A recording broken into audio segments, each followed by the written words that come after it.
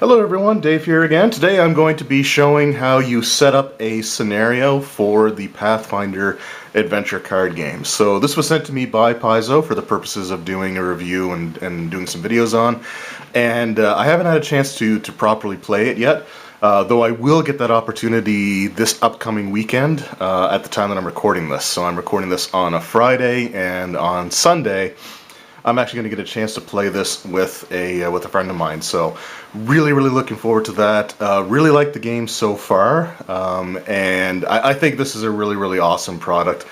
And it's something that I've been wanting to try for a while now, and this is just the perfect opportunity to finally, be able to do that. So with that, the biggest thing that I've been focusing on right now is just learning how to set the game up, how to lay out the cards, and how to organize everything for playing a scenario. So I thought I would do a video on that here today for anyone who might be interested in how that works if you're thinking of getting the game, which I do recommend because this does seem like it's a really fun product. But anyway, so the first thing I'm going to do is just open the box up, obviously. I am still working with just the first bundle of cards, the ones that you use with the with sort of the quick start guide. The biggest reason is I don't want to overcomplicate things for myself yet. I just want to be able to, dive in using the information provided here, and then once I get more comfortable, then I can start opening up the other packages and working towards playing this on a more regular basis. I've already, thought about trying to set up like the actual adventure card game society where we do like the organized play. Because essentially, when you go through it, if your characters survive the scenario, then you actually get to upgrade them and give them like new equipment, new abilities, and stuff like that that you can take from scenario to scenario, which is pretty cool in my opinion. So I'm not going to worry about like the player pawns or stuff like that in this particular video. But I just, like I said, I thought I would just show the process of setting the game up. So I've got everything sort of organized here in the front of the box, and I'm using for this, like it says, the Quick Start Adventure Guide, which gives you the deck lists for basically everything that you would need.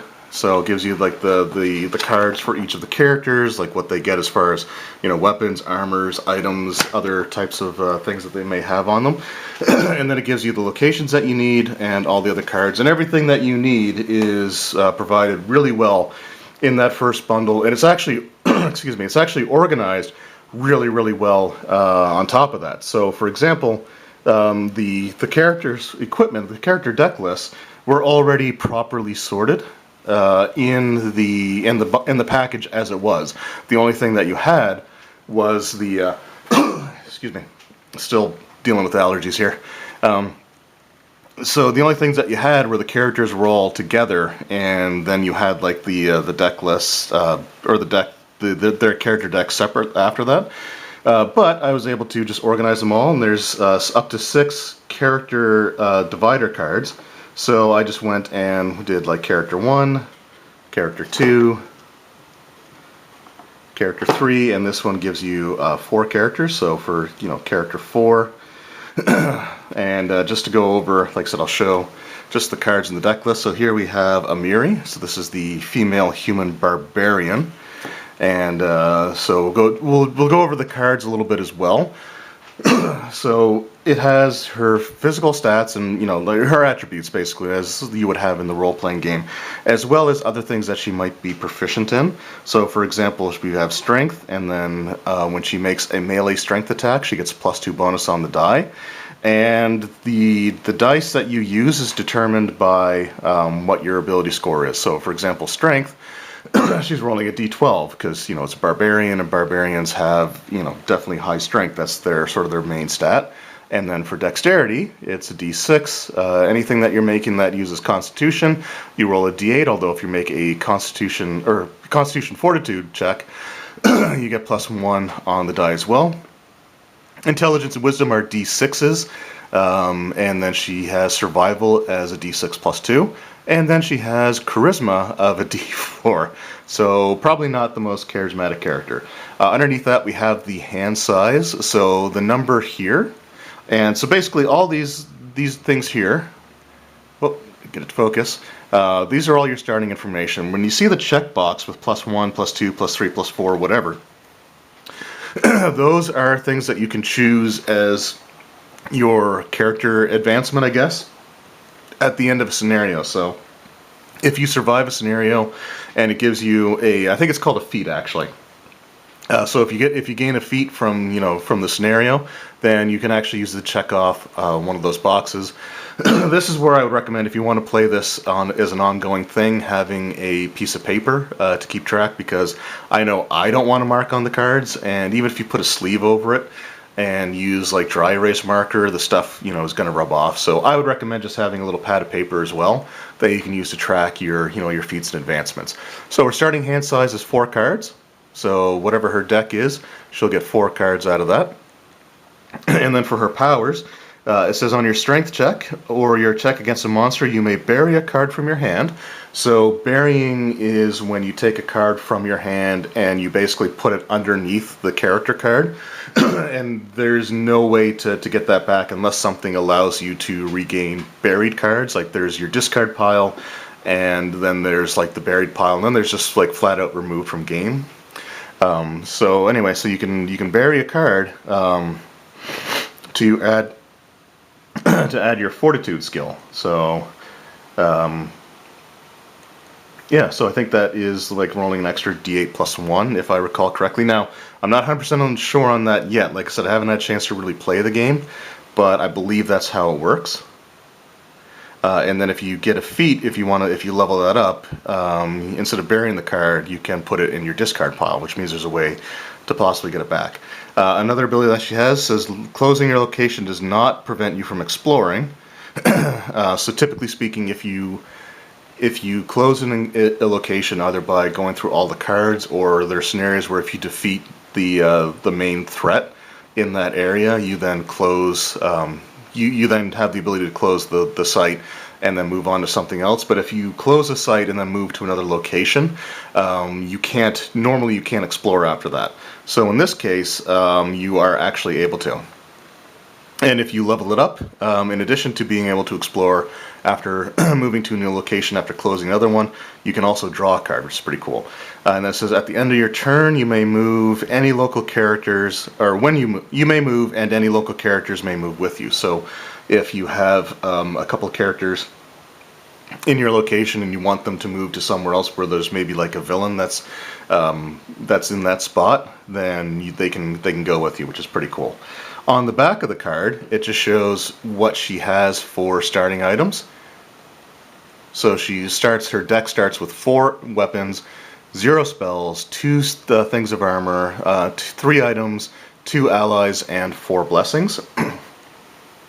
And she has a favorite card of a melee weapon. And essentially what that means is that you have to start the game with your favorite card in hand. So if I were to draw 4 cards and none of them were a melee weapon, what you do there is you set those 4 cards aside and then you draw 4 more. And you keep doing that until you basically have a melee weapon in your hand. So you'd have to have like the battle axe, long spear, long sword in this particular case. And then once you're done with that, all the cards that you set aside, you just shuffle back into your deck. So actually, since we're here, let's just go through and sort of discuss some of the cards as well. So we've got weapons. We're just going to look at this particular one. So check to acquire. Essentially, this is not, you don't have to worry about this if it's something that's already in your deck. What this means is if you would explore a location, you might find like a weapon, an item, an ally. There's all kinds of things that you can find in a location. Ally might not be accurate, but you can find like weapon armors, items, spells, things like that. So it says to acquire, you have to get a strength check melee of 6 or greater. So not that I have to worry about it because it's already in her deck, but let's just say that this card wasn't already in Amiri's deck. Then she encountered it as she was exploring a location. You'd have to roll a d12, add 2, and then if you get 6 or higher as a combined result, then you get to add this to your hand. Cards also act as your health and hit points as well.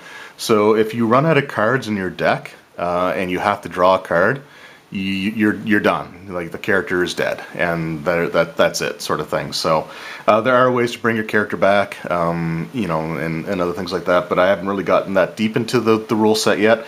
But basically, if you take damage, the way damage is applied. So if you fight a monster and lose, or there are some monster cards where if you don't succeed by a certain amount, then you take damage back. And that damage is in the form of cards that you have to discard out of your hand. So anyway, so we have that. It just tells you that it's an axe, it's a melee weapon, and it's a slashing weapon. And it's a level 0 item, so generally speaking, the scenario will let you know what level worth of items that you have to choose from when you're creating your location, stuff like that. And the power of this one is for your combat check, you reveal it, so you just show it out of your hand, you just show it to everyone. And if you do that, you still keep it in your hand, but if you do that, you roll an extra d8 if you're proficient, and you can actually discard to add another d8. So if you're really, really worried about your check, you can reveal this and then discard it to add an extra 2d8. So we got those. And then we have armor. So basically what armor does is it allows you display it. So displaying a card means you place it face up next to your character card. And it says when you suffer combat damage, you may recharge. So recharge, I believe, is putting this back into your deck. Just a second here. Put it face down on the bottom of your deck. So you put it on the bottom, but if you do it, you can reduce the damage by 2. When you suffer damage, you may bury it by placing it underneath your character card to reduce the damage to 0. So there's a way that the armor can soak all of the damage, which is pretty cool. Whoop. And then you just have items that have certain things, and I'm not going to go through every single one of those, but then you also have allies. So allies will have certain powers that you can do as well. So you can recharge this, you place it on the bottom of your deck to move. You may not use this power during an encounter, but you can also discard to explore. So when you take a turn, you can only explore once, but if you have some of these ally cards, you can discard them to explore again. And you are limited by the number of turns that you have, as we'll see in a moment. So that can be a really, really handy way of getting as much use out of your turn is absolutely possible. And there's no limit to the number of times you can do it. So for example, I could discard this one as well to explore. And like this one here, the first time you make a check after you do the second exploration, you get to add a d4. And this one is specific to strength and melee checks. You get to add a d4. And then you have these blessings here as well. So you have benefaction. We'll just go over this one here really quick. So benefaction, on another character's check, you can discard to bless. When you bless, what you basically do is you give them an extra die of whatever type that they're doing. So let's just say Amiri was making a strength check, a strength melee check. She was fighting a monster. I could discard that, or I can use this, or one of my allies, I guess, was making an attack. You can discard this to bless them. So if they were rolling a d8, for example, or a d10, they'd be rolling 2 of them instead of just the 1. And then there's ones that you can actually use to, yeah, here we go. So this one says on any check, discard to bless. So this one, the prayer, you can do it for yourself, whereas the other one was specific to helping other people. But bless essentially lets them roll an extra die type of whatever type that they're doing for their check, which is pretty cool and can definitely come in handy, especially if you roll as poorly as I do. Alright, so for the scenario that we're doing, this is based out of the quick start guide. So the first adventure that we're going through is Rumble Road. And basically for Rumble Road, we're only using the top 3 locations for this starter adventure, this intro adventure. So we basically ignore all the rest of them here. So we need the campsite, caravan, and trail. So I've already got in the box here everything organized. So we've got our locations, and under locations we have the campsite, caravan, and trail. So looking at their cards here, we got their levels. We've got sort of where they take place, so there's like wild and urban are the 2 that we have here for this type. which probably matters more in other scenarios than it does in this particular one. But if your character is at this location, at the end of your turn you may heal a card. So healing a card, if I recall correctly, allows you to put it back into... I think you put it back, either you put it back into your deck or into your hand. So let me just look it up. Oh no, heal allows you to shuffle cards. Yeah, you shuffle the card into your deck. So if you're at the campsite, at the end of your turn, you can actually take one of your discards and shuffle it back into your deck, which is pretty cool. So then we also have to close or to guard a location.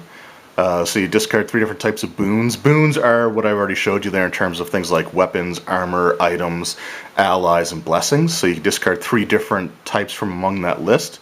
And if you're guarding a location, you're basically preventing a creature from, like one of the villain characters, from being able to move to it. So even if you defeat them in combat, I guess if there's a location open, they can move to that. So if you guard it, they can't. And if you close it, then that's it. You can't explore that location anymore. And any cards that are remaining will actually go into the what's called the vault, which is just basically the box. To close a location, you either have to have it run out of cards or you have to meet a condition. So generally speaking, in this scenario, if you defeat one of the henchmen, so there's like some wolves that you can fight or a bandit, if you fight the wolves and defeat them, then you can close the location. And just whatever cards left over, you put aside. And then there's, this one says when closed, there's no effect. So over here, we have our deck size for 3 different possible types of scenarios. So there's like small, medium, and like long games or large groups or whatever. For the intro scenario, we are using the S column for everything here. So this particular location will have 3 monsters, 0 barriers, 1 weapon, 1 item, and 1 ally, no blessings, no spells, or no armor. Then we got the caravan. And again, I went over pretty much everything there, although this one has when closed. So when you close a location, you have to move to another one. So it says after you move, you may give a card to a local character, which is something that you would normally only be able to do at the start of your turn. And then this one has 1 barrier, 1 weapon, 1 spell, 1 armor, 1 item, 1 ally, and 0 blessings. And then we got the trail. And just that's what we got there. So it has 3 monsters, 1 barrier, 1 item, 1 ally, and 1 blessing. So what we're going to do is we're first going to we're just going to go through the list here. So the first thing we need to set up are going to be the monsters. So that's always the first thing on the list. And I've got the monster deck here from the deck list provided by the Quick Start Guide. I'm just going to shuffle that up so that they're not in alphabetical order. And then what you do is you deal a number of cards to location based on the numbers. So for the campsite, we've got 3 monsters. And then for the trail, we have 3 monsters as well. So up next, we're going to go to barriers, which should be next in my list here. And we only have 2 barriers. So the caravan and the trail will have them. So there's only 2, so I'm just going to mix them up a little bit and look away while I'm talking so that I probably get distracted as to which one is which. And then we go there, and then we go there. So after that we have weapons. So each site, the caravan and the campsite each have a weapon. So it's the same sort of deal. We've got the 2 cards there. So we'll just sort of mix these up a little bit. And again, just look away.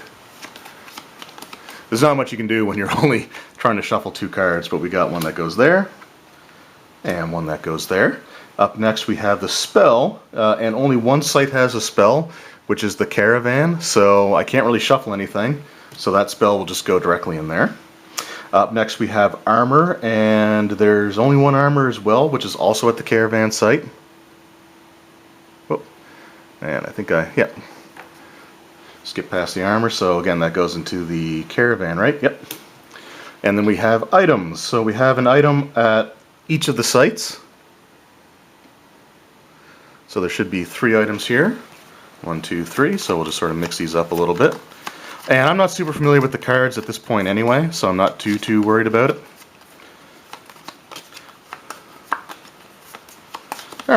So we'll go there, there, and there. And then we have the allies. So there's an ally at the campsite and at the caravan. So again, we'll just sort of mix these up a little bit. So campsite and caravan. And then we have the blessing, which I guess we only have one extra blessing. So that blessing will go here. Okay, so now we have to go back and consult our scenario to see what other cards that we need. So, whoops. So what we have is a danger, and then we have our villain and henchman. So we have the villain is a bandit, and then we have the henchmen, which are dire wolves that use the proxy cards. And we have like 2 proxy cards and the bandit. So we'll just get those out here now.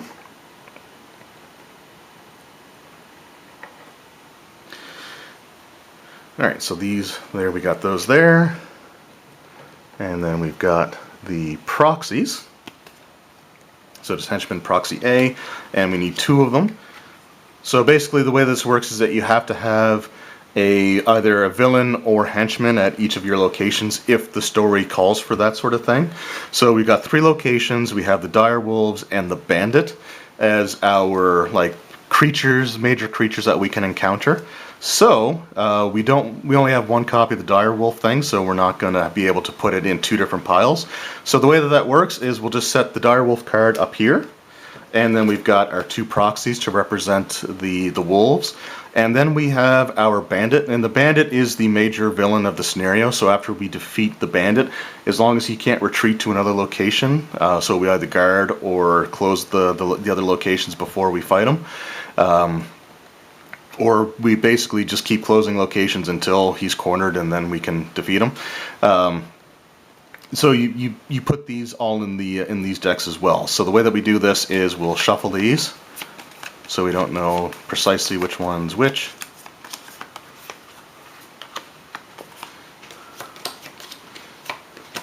Alright, and we'll just put one there, one there, and one there. And then lastly we have the Story Bane. So the Story Bane, I was a little bit confused by this at first because I thought it was something that you had one of the henchmen to deal with that. But the way that the Story Bane works is you set it where everyone can see it, so we're just going to set it there for now. And there are certain cards that may require you to overcome the Story Bane in order to progress the scenario, or for whatever effect the card has if you manage to overcome it. So, with the Story Bane, I guess I should have kept that bandit. Okay, lucky guess. So we'll just go over the information that we have here. So if anything requires you to overcome the Story Bane, or the danger, I guess I should say, because this is referred to as the danger, you have to make these checks here. So, for example, the check to defeat this particular danger is either a strength melee check of 6, and then it has plus with the number sign, or I guess the hashtag sign for all the young folk out there. That is the number of the scenario. So in this case, the number of the scenario is 1. It's 1 star. You ignore the letter or the symbol, but the actual scenario number is 1. So, for example, I would have to make a strength melee check or a charisma diplomacy check of, in the case of strength melee, it would be 7 because it's 6 plus the adventure number, which is 1, or diplomacy, which is 8 plus the scenario number, which is also 1. And then we've got here the power. So it says on a check to defeat, you may recharge any number of allies, and for each ally you recharge, you add 1d4. So if I had 2 allies in my hand, and I really wanted to make sure that I overcame this situation, I could recharge them both. So by putting them face down in the bottom of my deck, I would add a d4 for each one, so that'd be 2d4 in that case. And it says, if defeated, draw a new ally that lists diplomacy in its checks to acquire. So you would do that from what's called the vault, and that's just a set of cards that you have set aside in the box. And I forget what we have. Okay, and based off the scenario, these are the cards that are in the vault, along with the conditions as well, which are actually on the backs. Whoops, which are actually on the backs of the player aid cards, just so you may contract one of these scourges or conditions, or you can draw one of these. So these, we got allies here. So if we overcame the story scenario, they both have diplomacy, so we'd be able to add either one of those to our decks, which is pretty cool. Alright, so that's that, and then the last thing I should show here is just the villain card. So the villain, we go through his information here. So check the defeat. In combat, it's 9 plus twice the number of the scenario. So you got the number sign there twice. So this is scenario 1, so it would be 9 plus 1 for 11. Or you could just banish a random boon from your hand, and banishing puts it in the vault and that's gone forever, sort of thing. So you could do that to win the scenario, or you could roll the dice. I would rather roll the dice because I feel it's a bit anticlimactic to just like, alright, discard and I win, or just put this card away. It might be more of a problem if I was doing this as like an ongoing thing, but I just think it's better to roll the dice personally, but that's again personal preference. Now, it says powers. So before acting, so once you uncover this card, before you get to the chance to defeat it, it says before acting you have to recharge a card. So one card in your hand has to go in the bottom of your deck. So if you may want to be careful about how many cards you play, because there's a possibility that you explore enough times that you only have one card left in your hand, and suddenly you have to recharge that card, which means you can't use it to help boost you in combat if it's like a weapon or like a blessing card that you use to double the dice that you roll. So that's one thing to be careful about. And it says, if undefeated or evaded, you bury the bottom card of your deck. So you would take that card from the bottom and place it underneath your character card. So anyway, so we got all that. And then the last thing we do is we just sort of shuffle these up, try to randomize everything, and I'm not going to go through and shuffle everything super thoroughly. I'm not even going to bother shuffling those, but you shuffle the piles to randomize the cards, and I try to typically do like pile shuffling to split them up as best as possible. Now the last thing that we need is this game works on a timer sort of thing, like not as in like a countdown clock, in terms of like physically you only have 90 minutes to complete a scenario, but what it has is what's referred to as the hourglass. And the hourglass is made up by taking a set number of blessings, and for this one here, I think it says it, the size of the game may dictate the number of cards. Oh no, here we go. So setup. So it says you create the hourglass from 12 blessings. So the blessing cards are what I've showed you before. So we got 12 different cards here. You shuffle these up as well because right now they're in alphabetical order. But you shuffle these up, you place them face down, and at the start of each character's turn, you would draw the card at the top, and then you place it face up. So I just want to go through a couple of, there we go. So we'll go with, we'll look at benefaction first, and if you run out of cards in your hourglass and it moves to somebody else's turn and you haven't completed the scenario yet, then you lose the game as well. So that's the other game over. Either all your characters die or you run out of time. And again, if you have 4 players, each player when they start their turn will flip one of these cards. So if you're playing 4 players, and you are doing this scenario, for example, you only have 3 turns each to complete the scenario.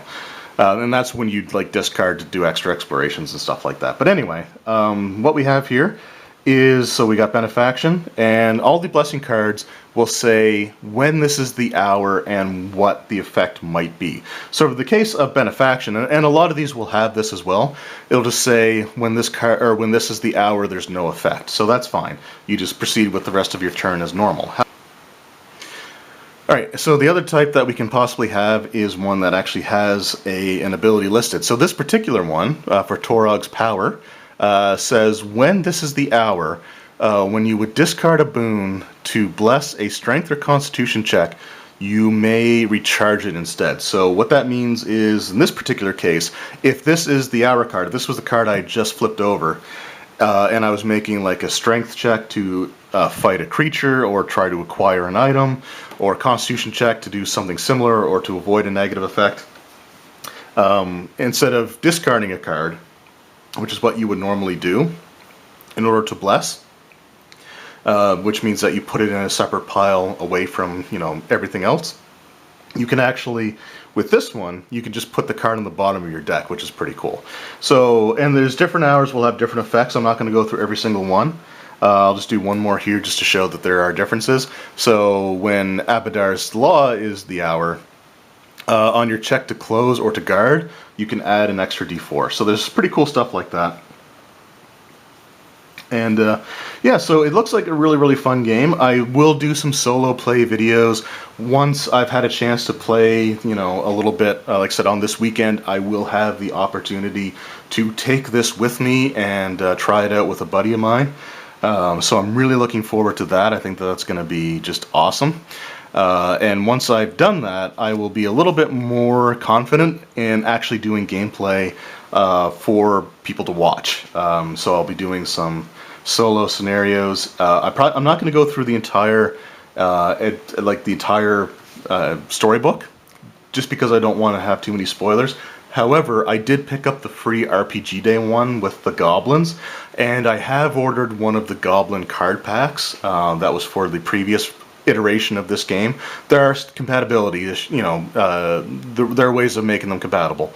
So I'm really looking forward to getting that, and once I get that, I will be going through that entire story. I plan on going through the entire story booklet for the thing that came with free RPG Day, but I don't want to spoil the actual Dragon's Demand adventure too much. So I'll do the intro scenario, and then I will go through that goblin one. So that's basically a little bit of information on how to read the cards and how to set up the scenario. So like I said, you just go through the deck list, you put the cards in that you need to, you go to the story book, it tells you what creatures or what, you know, dangers and stuff to put in there, and then you just compile the decks, you shuffle everything together for the individual piles, and we sort of go from there. And I'll show the proper full playthrough next week after I've had a chance to play this with a friend of mine.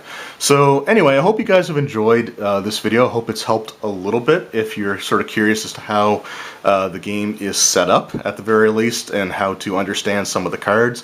Hopefully I didn't miss too much in terms of that. I'm still sort of learning at the same time, so if I made any mistakes, I do apologize. Just let me know in the comments below, but again, try to be respectful. Life gets hectic, so it's hard to find the time to sit down and read, you know, to fully read through all these booklets with everything else that's going on. But anyway, really liking this concept in this game so far. And I can't wait to actually play this with a friend, so I'm really looking forward to that. Anyway, thank you guys very much for watching. I hope you enjoyed, and I will see you next time. Take care.